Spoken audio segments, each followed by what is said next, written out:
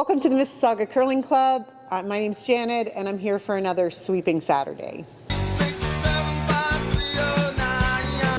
So Janet, she's got your numbers. What are we going to talk about today? We're going to talk about another component of communication and how numbers can apply to communication between the brushers and the person in the house holding the broom.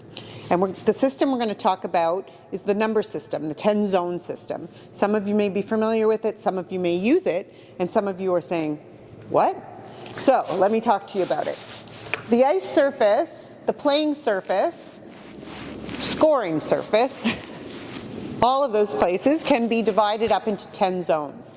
And this is a great way to communicate within your team where you think the rock is going to stop as a brusher, and for the person who's holding the broom in the house to communicate to the sweepers where they'd like that rock to stop. So instead of using sentences and it's heavy, it's light, entire sort of chunks of language, if you can simplify it down to a number, the opportunity for clear communication is much improved.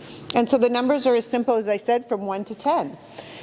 The 1 zone is this long guard zone. So it's your rocks that are just over the hog line, about a broom length. Anything in there is considered the 1 zone. Getting a little closer to the house, but still in the guard area, another broom length, is the 2 zone. Right in front of the house, but not touching, would be the 3 zone. So we've got 3 zones in this area that are for guards. Once we start to get into the scoring circles, anything that's in the 12-foot area is considered a 4.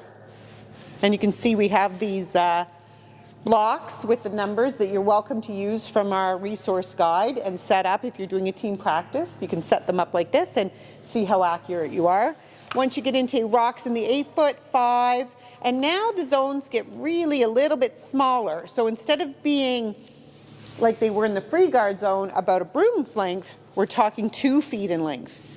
Once we get to the top of the 4-foot, we're at zone 6.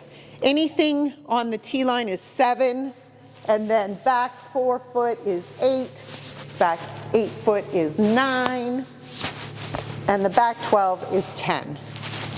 Some teams even add an 11 into it, which means back line, throw it just through the rings. So it's a great system for your brushers to estimate where the rocks are going to stop and to communicate effectively with the rest of the team. Try it out.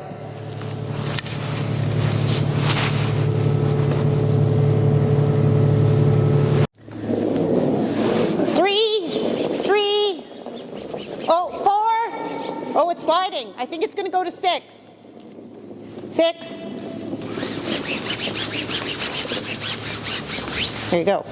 So that's an example of what you would say as a brusher as you're coming down the ice surface. Initially, I thought that rock was going to stop here in front of the rings, and then I changed my mind as we got closer and just kept redefining it for the skip.